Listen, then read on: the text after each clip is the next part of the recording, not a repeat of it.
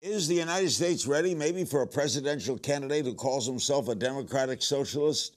Vermont's very independent Senator Bernie Sanders talks about a possible White House run and a whole lot more on this edition of Politicking.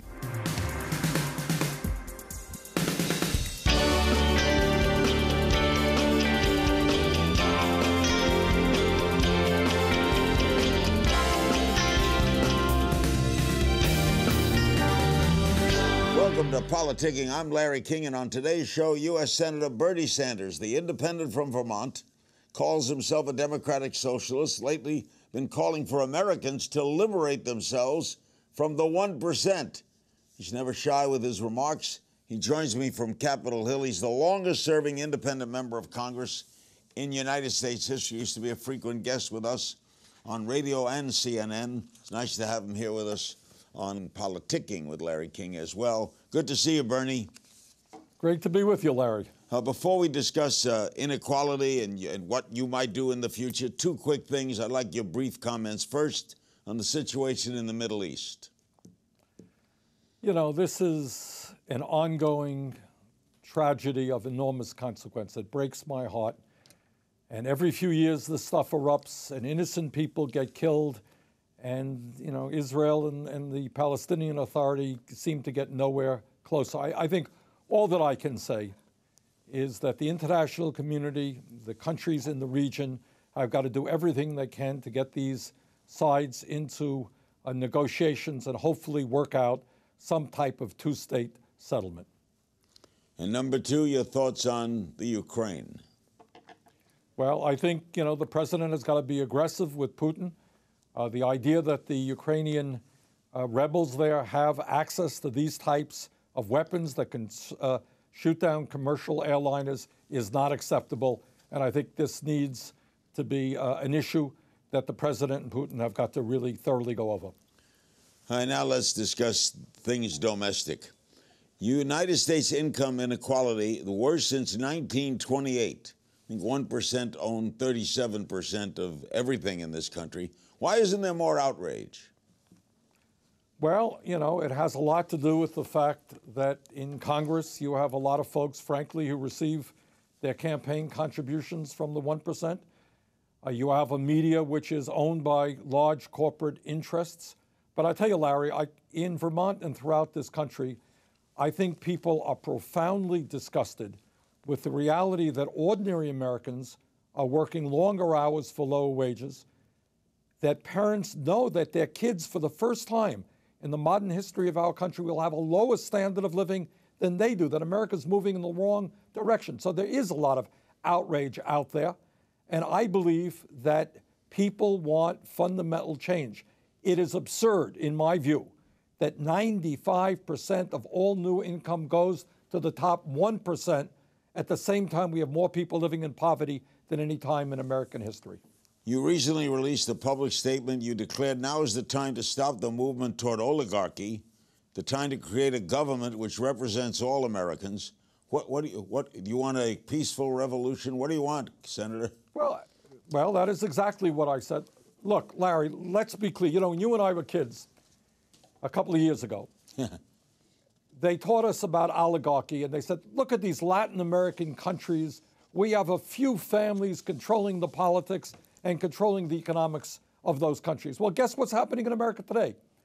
You have, as you've just indicated, in terms of distribution of wealth, you got the top 1% owning about 38% of the financial wealth.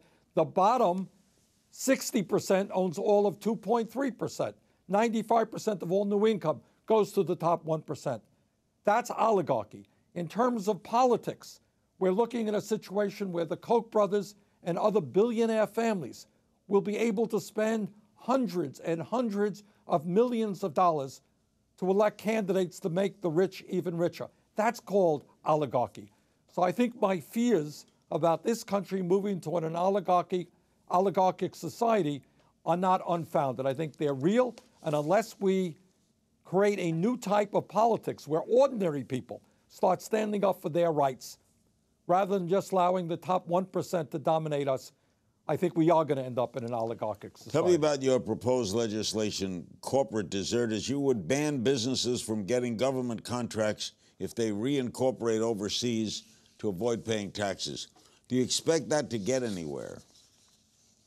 Well, in the Republican House of Representatives, do I expect that to get anywhere? No, of course I don't.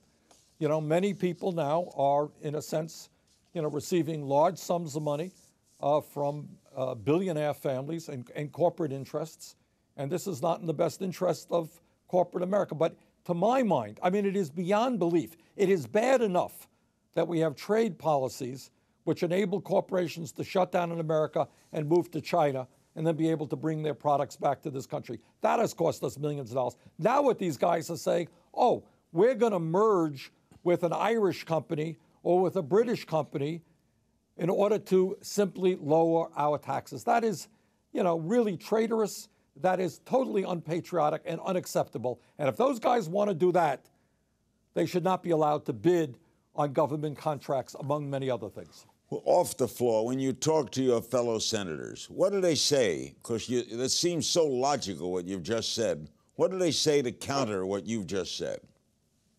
The argument is, depends on who you talk to. The people that I talk to most say, of course, we've got to take action against these people.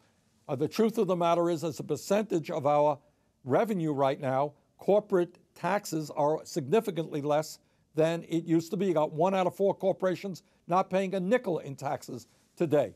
What the Republicans will argue is, oh, well, the reason that these guys are going to Ireland, going elsewhere, is because corporate taxes in America are too high. And then what they do is they throw out a nominal rate, a rate that's on the books, rather than looking at the real effective rate, what people are really paying. If you look at what people are paying, we're somewhere in the middle of the OECD. Bottom line is, these corporations, in many cases, could care less about America, about the people who gave them their wealth, and they're prepared to move abroad if they could save a few bucks. I think that's really wrong. Right back with Bernie Sanders. Don't go away.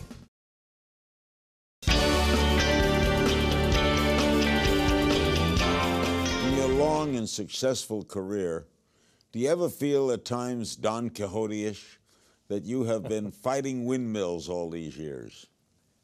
Well, the answer is I have been talking about issues for many, many years. That many people have not been talking about, Larry. What I am proud of now is that more people are talking about these very same issues. I've been talking about income and wealth inequality for 30 years. Today, we got a whole lot of Americans, including the President of the United States, who are talking about those issues. The question now is, do we go beyond talk? Do we do something? Do we have the courage to take on these people who are worth unbelievable sums of money, who are prepared to punish anybody who stands up against them? Do we have the courage to do that? That's the issue, Larry. You call yourself a democratic-socialist. Why aren't you a Democrat? Okay. Well, I am not a Republican, to be sure, because they have become a very right-wing party. I'm not a Democrat because, in my view, the Democratic Party today is not anywhere near as strong as it should be in standing up for the vast majority of the people who happen to be working class people, middle class people. Now, I think the Democrats do a far, far, far better job than the Republicans. Democrats and I are trying to raise the minimum wage. We're trying to make sure that long-term unemployed people can continue to get the benefits, the unemployment benefits that they need, trying to work for pay equity and so forth. But bottom line, do most Democrats, are they willing to really stand up to the billionaire class that has so much economic and political power? And the answer is no. And I think that's one of the reasons why so many people now are disenchanted with both parties. Your recent FEC filing, you raised nearly $716,000 in the last 3 months, 9 times as much as you raised the preceding quarter. It's reported you have $4.4 million in a campaign account. Where's the money coming from, and what are you going to do with it? Are you seriously considering running for president? Well, in the presidential world where it costs $1 billion to run, $4.4 million is, kind of breakfast money. But I will tell you, Larry, that, and what I'm very proud of, if you dig down into those figures that you recited, we raise money from mostly, not all, but mostly individual contributors who contribute on average, I don't know, somewhere around $40, $45. So when I run, we get tens and tens of thousands, hundreds of thousands of contributors contributing, you know, 40, 50 bucks, sometimes 20 bucks, sometimes 10 bucks. We do not get our money as many other senators do from big money interest. Getting back to your question, Larry, about democratic socialism, I think it's important that we look to places like Denmark, Sweden, Finland, Norway, countries which have developed policies which protect the middle class in a way that many Americans would be they would find it hard to believe. I mean, you go to those countries, health care is a right of all people, not a privilege, and yet, with good quality universal health care, they spend significantly less per capita than we do. They have, you know what higher education in those countries cost? You want to send your kid to college, to graduate school? The answer is zero. It is funded out of the overall tax base. In this country, kids are leaving school deeply in debt. That is not the case in those countries. They have strong child care programs. When you have a baby, you get 6 months off with pay or with half pay or whatever it may be in each country. But they treat their middle class and working people with a lot more respect than we do. But they're much smaller. Their children don't die in war, right? They've got an easier road to hoe than a country of 350 million. Well, the answer is yes and no. You know, obviously, they are smaller. They are more homogeneous. That's true.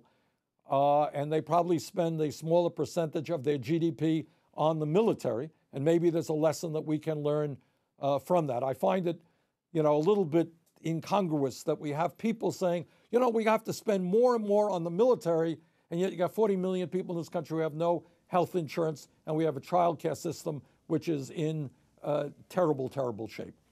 Yeah. Will you run for president? Are you thinking about it? I am giving some thought to it. I haven't made a decision. If I do it, you know, the reason, you know, I'm hesitating and going around the country is I want to see what people really think.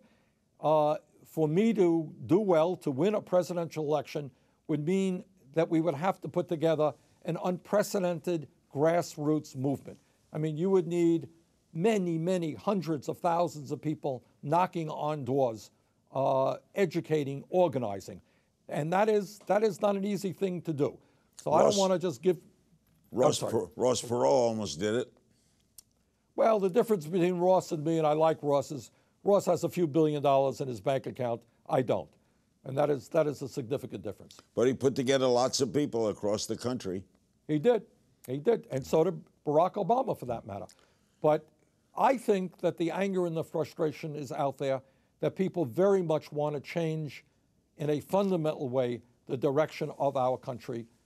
And, you know, that's what I'm trying to ascertain. Has this president disappointed you? How do you assess Obama? On a couple of levels. Number one, he is an extraordinarily intelligent man. He is very, very smart. Two, I like him very much personally.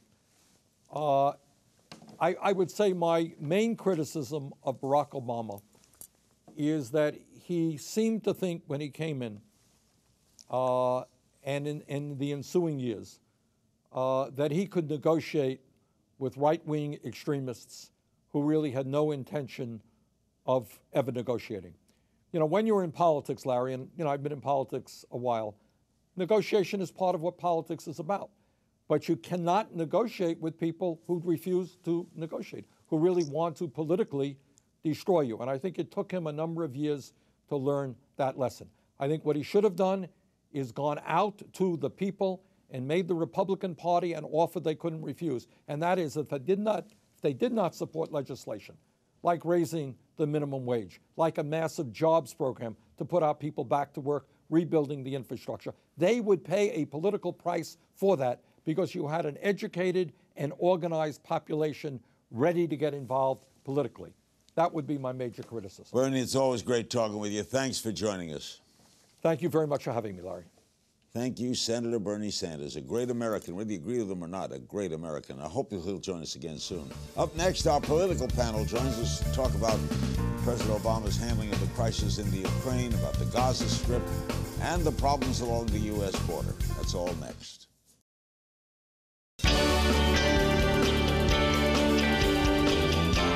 Welcome back to Politicking. We have troubling issues around lately: Ukraine, the Israeli-Palestinian conflict, humanitarian crisis along the U.S. southern border. What's the president doing right? What's he getting wrong? That's what our panel is here to talk about. They are Amy Holmes, the independent conservative and anchor at The Blaze TV. She also served as senior speechwriter for former Senate Majority Leader, my old friend Bill Frist. And Richard Fowler, political commentator, host of The Richard Fowler Show. He joins us from Las Vegas. Guys, over the weekend, Secretary of State John Kerry said that the fact that the United States of America is more engaged in more places in the world to a greater effect than at any time in recent memory, to our credit. How do you react to that, Amy? Well, I think it was administration sort of jibber-jabber.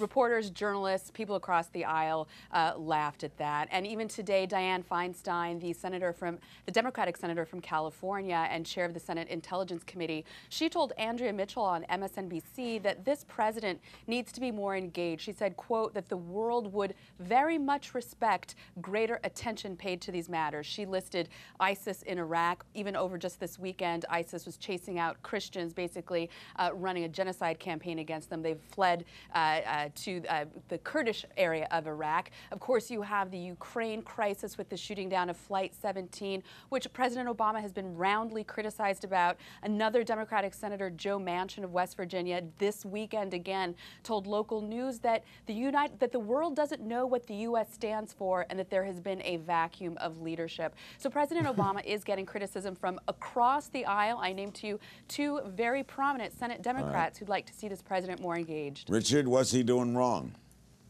Well, listen, I think this president is engaged, where I disagree with Amy on this point. And I think the truth of the matter is that our foreign policy and our military is really stretched thin, Larry. And I think that's the bigger problem here. We're engaged all over the world. And as I think this crises continue to mount on top of each other, what we need is greater cooperation in Washington from Republicans and Democrats to come together to sort of come up with a larger, broader strategy on how we're going to handle this. And sadly, we haven't seen that because Republicans have been sitting on the sideline this whole entire time. Amy, specifically, what do you want him to do, say, about ISIS?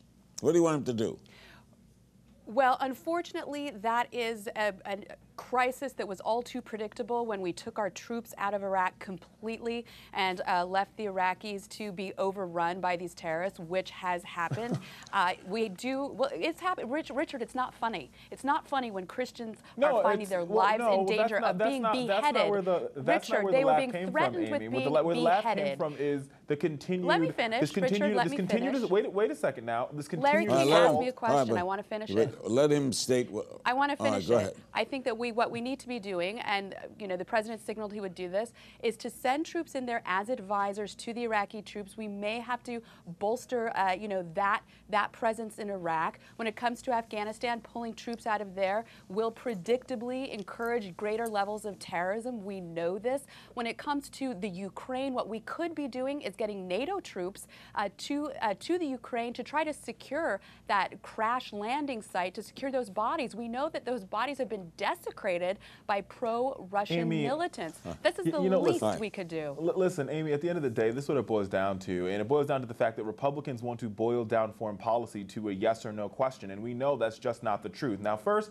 let's deal with Iraq. And I wrote a piece on this in Huffington Post just a couple weeks ago. And the ideal of Iraq is less to do with one president or another president. This goes back 50, 60 years ago when the borders were drawn for Iraq. And Iraq has always been a crisis that we've had to deal with, but we can't sit here and say, oh, it's ISIS's fault versus the Maliki government, because the Maliki government has not worked with the Sunnis at all. and that's part of the problem there. And so when you talk about foreign policy, and Republicans are good for doing this, they boil it down to a yes or no question, and it's a little bit broader than that. And I think what this president is really trying to do is build an international coalition, work with our allies to get things done, but he can't get that done when Republicans continue to throw pebbles and stones in Washington. What we need is a comprehensive plan on how we're going to deal with our foreign policy. When it comes to Iraq, we need to engage the Iranians. We need to put together we need to have six-party talks, and we need to really find a way to get to the solution. And it doesn't involve putting American boots on the ground. Amy,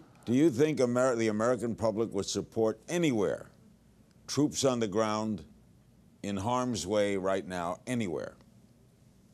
No, and that is why I suggested that when it comes to the Ukraine crisis, for example, that we could be using NATO troops to try to secure that crash area. But we're part of NATO, so we'd be part of those troops. Well, certainly, and we were part of NATO when we bombed Libya. When we bombed Libya, which of course was something that President Obama, he led from behind, so to speak, with U.S. bombs. But in terms of these international crises, Richard wants to, I don't know, blame Republicans for the president's lack of resolve, lack of follow through. We know that when the president, quote unquote, drew a red line when it came to Syria, that line kept moving and moving and turned into a green light. Bashar al-Assad has continued to use chemical weapons until very recently, using chemical weapons on his own people. What we have there is what appears to be a mass genocide. And Bashar al-Assad, despite our president insisting that he must step down, was just reelected in a sham election. So what we know is that when this president, let me finish, when this president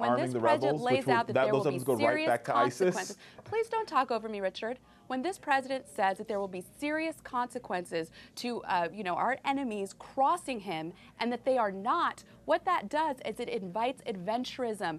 Do you think Vladimir Putin didn't notice that America had no response to Bashar al-Assad crossing that red line? Amy, of course but here, he did, and that's what is Herein encouraging. lies the problem with your argument. Your argument Amy, give him more time to troops on the respond. ground Go ahead, Richard. and more caskets going to the Dover Air Force Base, and that's exactly what the American people don't want. We don't want to see any more of our young men and young women die on the front on a war that's not ours. And that's across the line. That's Democrat, that's Republican, that's Tea Party, that's progressive. We do not want to see our men and women in body bags coming back into Dover Air Force Base. That's point blank, period. I'm not suggesting and that is exactly what Republicans and exactly what you're suggesting. That is not at all what I'm suggesting. What would we do in Syria? What would we do in Syria? We'd arm the rebels, right? Because that's the John McCain solution. And those weapons would go right back to ISIS and would be used to kill American troops, just like we saw in Iraq when we engaged there the first time. That is not at all what I'm suggesting. And in the beginning of the Syria conflict, ISIS and jihadist radicals from all over the Middle East had not yet gotten involved. That was our opportunity to be on the right side there. But at that point in time, they wanted to, guess what, arm the rebels. This president missed that opportunity. And those weapons would go right back to ISIS.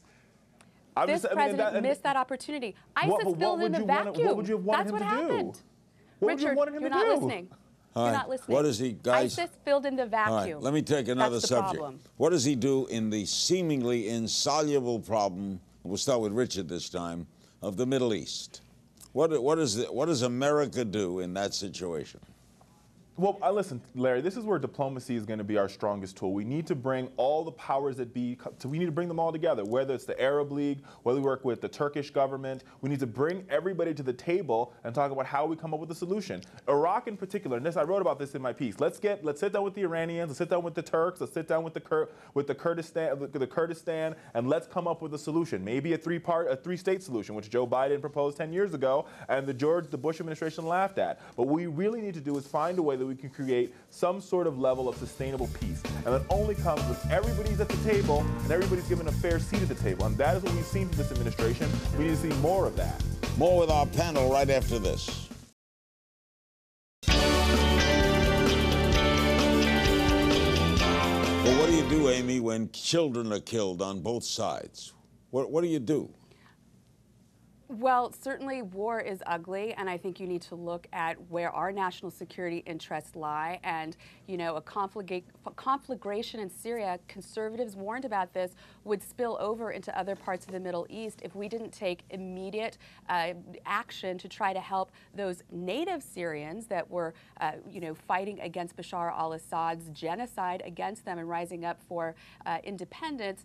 We didn't get involved. Then terrorists saw this. They took advantage. They took advantage of the people on the ground who were not well organized, not necessarily great fighters, took over that fight, and then it spilled into Iraq and other places. Richard seems to be suggesting that this administration somehow hasn't brought people together to sit down and chit-chat and talk about all these things. The problem is the administration it's been too much talk. And, for example, Iran has just simply been gaming these talks and is continuing to pursue its nuclearization. No. I think Let's that's be very clear.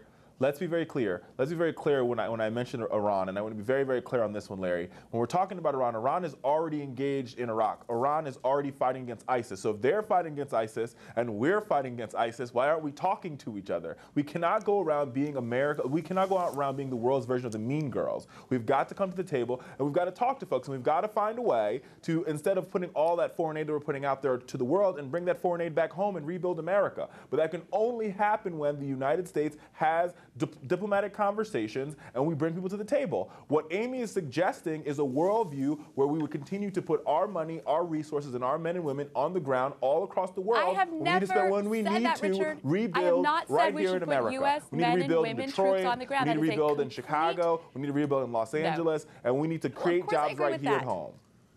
Of course, I agree with building up our domestic economy and jobs, and you know, my solutions to that, I'm sure, would be very different from yours. But at no point have I suggested that men and women, American men and women, should be put in harm's way. What I am talking about is a more muscular diplomacy. Please don't interrupt me.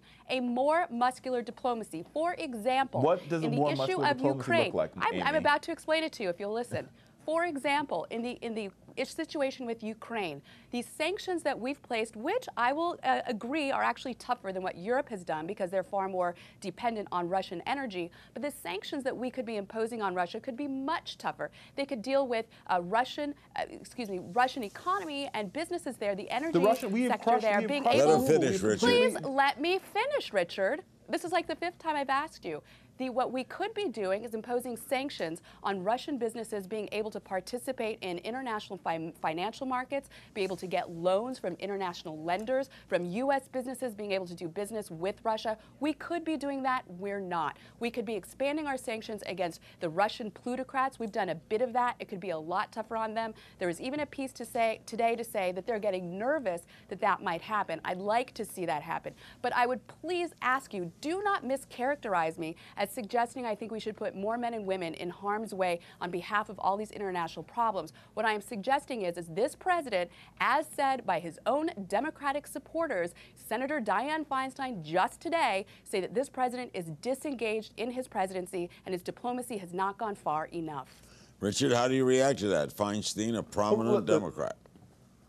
Listen, Larry, I will agree with Amy, and I think we could put more sanctions on the Russians, and I think we'll see that come from this White House. When the president started this sanction regime against the White House, the scheme, actually, it was slow and steady, and we'll continue to do that, and this president will continue to do that, and I think it's working. We've seen the Russian economy pretty much collapse, but it cannot be U.S. sanctions alone. What's propping up the Russian economy, and Amy knows as well as I do, is the Europeans, and so what we need to do is work with our European allies to say, let's put more sanctions on. Let the EU put more sanctions on the Russians. And right now is the time to do it when we're in the summertime, so heating prices, it's not cold, so you don't have to worry about heating oil, this, that, and the third. But that requires us to come to the table and talk to our allies and try to get something done on that. So I agree there. But I think the worldview overall that Amy is suggesting is a worldview where we're more engaged across the world. And the more engaged we become is code word for us to sending more troops across the country, across the world, and that is not true. Please stop repeating that. That is not my worldview.